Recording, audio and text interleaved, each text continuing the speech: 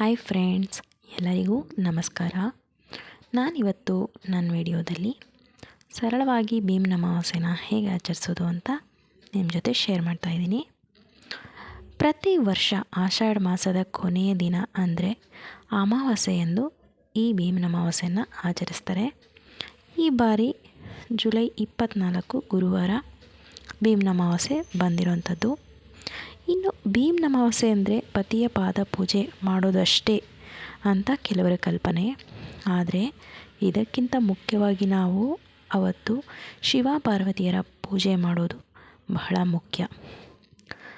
ವಿವಾಹ ಆಗಿರುವಂಥ ಹೆಣ್ಮಕ್ಕಳು ತನ್ನ ಪತಿಯ ದೀರ್ಘಾಯಸ್ಸು, ಆರೋಗ್ಯ, ಯಶಸ್ಸಿಗಾಗಿ ಈ ವ್ರತವನ್ನು ಮಾಡಿದ್ರೆ, ಇನ್ನು ಮದುವೆ ಆಗದೇ ಇರುವಂಥ ಹೆಣ್ಮಕ್ಕಳು ಶೀಘ್ರ ಕಲ್ಯಾಣ ಹಾಗೂ ಒಳ್ಳೆ ಹುಡುಗ ಸಿಗಲಿ ಅನ್ನೋ ಕಾರಣಕ್ಕೆ ಈ ವ್ರತನ ಮಾಡ್ತಾರೆ.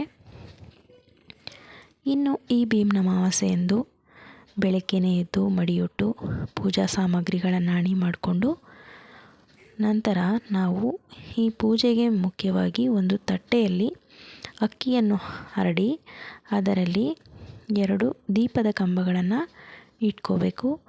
ಆ 2 ದೀಪದ ಕಂಬಗಳು ಶಿವ ಪಾರ್ವತಿಯರ ಪ್ರತೀಕ.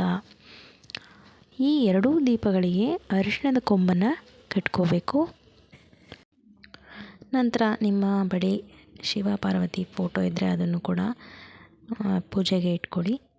ನಂತರ ಪ್ರಥಮ ಪೂಜೆ ವಿಘ್ನೇಶ್ವರನಿಗೆ, ಅದರಿಂದ ಗಣೇಶನ ಮೂರ್ತಿ ಇಟ್ಟು ಪ್ರಥಮ ಪೂಜೆ ಗಣೇಶನಿಗೆ ಮಾಡಬೇಕು. ನಂತರ 9 ಎಳೆ ದಾರದಿಂದ 12 ಗಂಟುಗಳಿರತಕ್ಕಂಥ ಗೌರಿ ದಾರವನ್ನು ತಯಾರಿಸಿಟ್ಕೋಬೇಕು. ಈ 12 ಗಂಟುಗಳು 12 ಜ್ಯೋತಿರ್ಲಿಂಗಗಳ ಪ್ರತೀಕ. ಈ ಗೌರಿ ದಾರವನ್ನು ಪತಿಯ ಪಾದ ಪೂಜೆ ಮಾಡುವಾಗ ಅವರಿಂದ ಈ ಗೌರಿ ದಾರವನ್ನು ಕೈಗೆ ಕಟ್ಟಿಸ್ಕೊಳ್ಳಿ. ಮದುವೆ ಆಗದಿರೋ ಹೆಣ್ಮಕ್ಳು ತಾಯಿಯ ಕೈಯಿಂದ ಈ ದಾರವನ್ನು ಕಟ್ಟಿಸ್ಕೋಬೇಕು. ಈ ರೀತಿ 2 ದೀಪಗಳಲ್ಲಿ ಶಿವ ಪಾರ್ವತಿಯನ್ನು ಆವಾಹನೆ ಮಾಡಿ ಸಂಕಲ್ಪ ಮಾಡಿಕೊಂಡು ನೈವೇದ್ಯ, ಹೂವು, ಹಣ್ಣು, ದೀಪ, ಧೂಪಗಳಿಂದ ಶಿವನ ಅಷ್ಟೋತ್ತರ, ಗೌರಿ ಅಷ್ಟೋತ್ತರದೊಂದಿಗೆ ಪೂಜೆಯನ್ನು ಮಾಡಿ ನಂತರ ಪತಿಯ ಪಾದಕ್ಕೆ ಪೂಜೆ ಮಾಡಿ ಅವರ ಆಶೀರ್ವಾದ ತಗೋಬೇಕು. ಈ ರೀತಿ ಸರಳವಾಗಿ ನಾವು ಭೀಮ್ನ ಅಮಾವಾಸ್ಯೆಯನ್ನು ಮಾಡ್ಕೋಬೋದು. ಈ ಮಾಹಿತಿ ನಿಮಗೆ ಇಷ್ಟ ಆಗಿದೆ ಅಂತ ತಿಳ್ಕೊತೀನಿ. ಈ ವಿಡಿಯೋ ನಿಮ್ಗೆ ಇಷ್ಟ ಆಗಿದ್ದಲ್ಲಿ ಪ್ಲೀಸ್ ಲೈಕ್ ಮತ್ತು ಶೇರ್ ಮಾಡಿ. ಹಾಗೆ ಯಾರೆಲ್ಲ ಈ ವಿಡಿಯೋ ನೋಡ್ತಾ ಇದ್ದೀರಾ ಪ್ಲೀಸ್ ನನ್ನ ಚಾನಲ್ನ ಸಬ್ಸ್ಕ್ರೈಬ್ ಮಾಡಿಕೊಂಡು ನೋಡಿ. ಮತ್ತೊಂದು ವಿಡಿಯೋದಲ್ಲಿ ಮತ್ತೆ ಸಿಗ್ತೀನಿ.